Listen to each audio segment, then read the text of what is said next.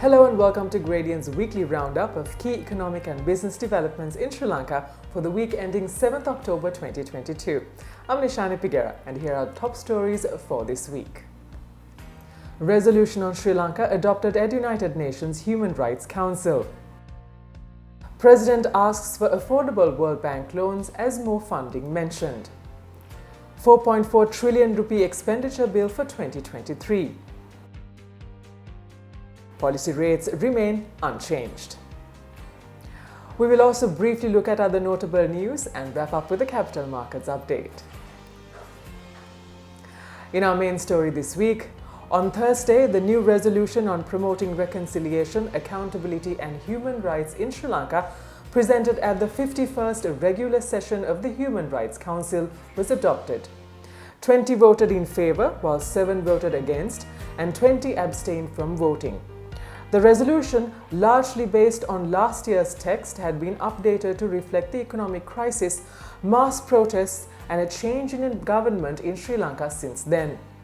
The presenters noted that such developments have had a significant bearing on the human rights situation in the country. Previously, Sri Lanka's Foreign Minister Ali Sabri rejected the new draft resolution, stating that it had been presented without Sri Lanka's consent or consultation.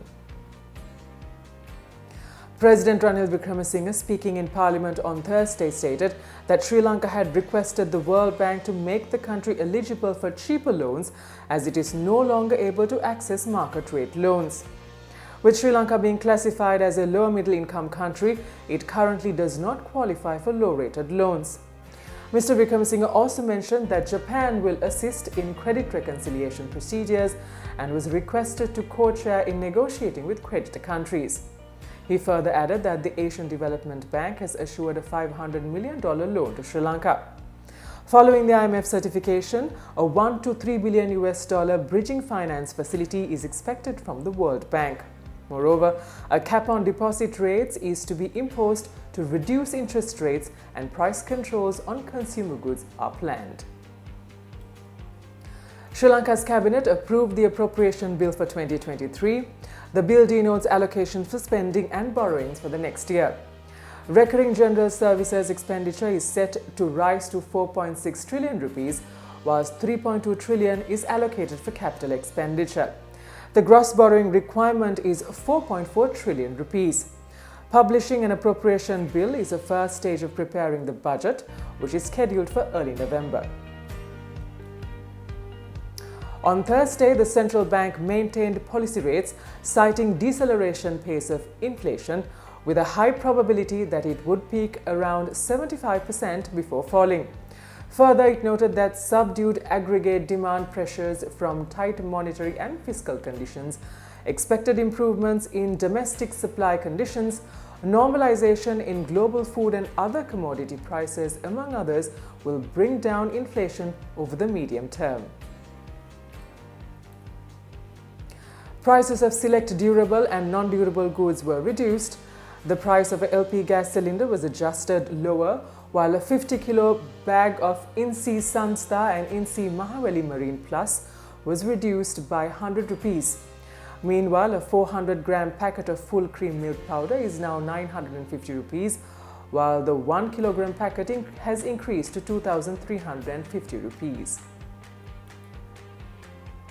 In other news, according to the SLTDA, tourist arrivals in September were 29,802, the lowest level in the year. During the 9 months, 526,232 arrivals have been recorded. India was the largest source market, followed by the UK and Australia.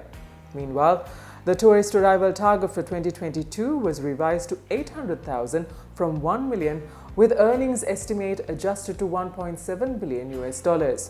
Further, India's SpiceJet is to commence operating to Sri Lanka from the 15th of November.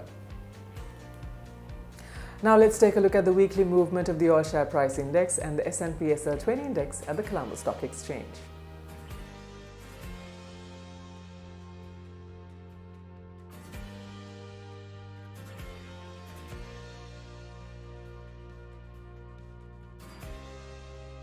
At the Treasury bill auction held on Wednesday, yields on all-term maturities expanded.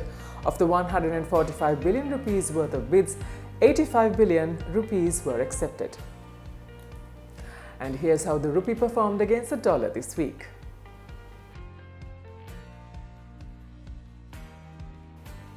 And that's a wrap for this week. Subscribe to our YouTube channel at the link below for more updates on economic and business developments in Sri Lanka. Until we see you again next week, thank you for watching. Stay safe.